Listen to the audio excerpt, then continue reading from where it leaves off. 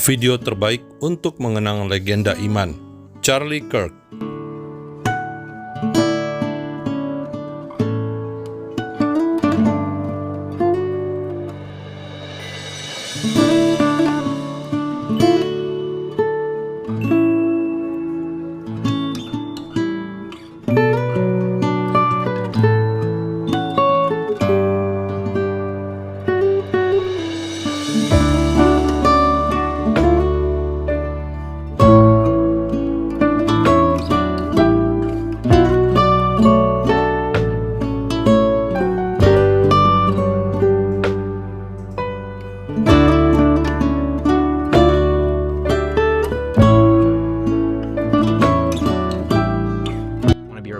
If I die, everything just goes away. How would you, if you could be associated with one thing, how would you want to be remembered? I want to be remembered for courage for my faith. That would be the most important thing. The most important thing is my faith. You a Christian by any chance? Very much so. Like, why is that exactly? Oh, Jesus saved my life. I'm a sinner, gave my life to Christ, most important decision I ever made. So you believe the Bible is real? Yes, I believe the Bible is true and real. Yeah. Why is that?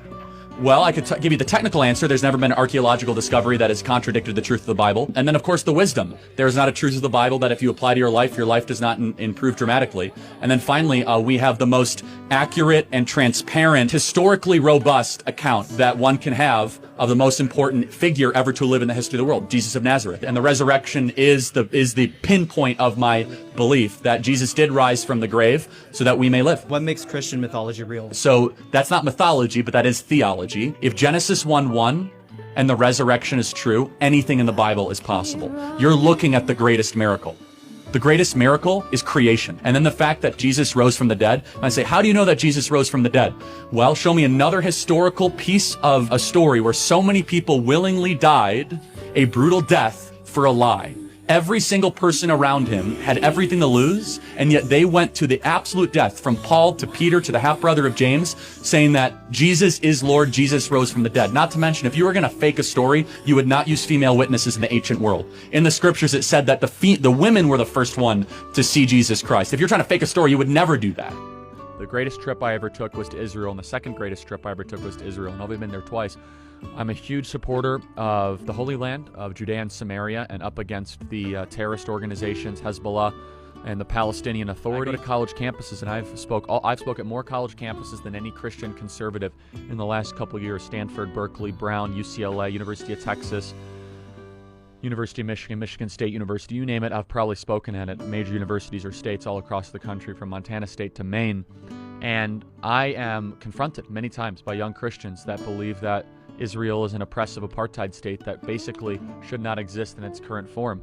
And so I am here to clearly communicate to you that we have to do a much better job of communicating, of conveying, I should say, the geopolitical significance of the state of Israel. The world's a better place because of the state of Israel. We have all three monotheistic religions represented in the Israeli Knesset and the Israeli Supreme Court.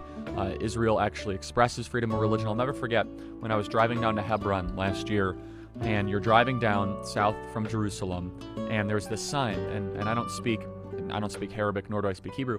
So I turned to my driver, I said, what does that sign say? There was no English translation, and there was an arrow in the middle, and an arrow to the right, arrow to the left, and the arrows to the right and left were red, and the arrow in the middle was black or some other, not a warning color. And so I said, what does that mean? They said, well, if we turn right, you'll die. What do you mean you'll die?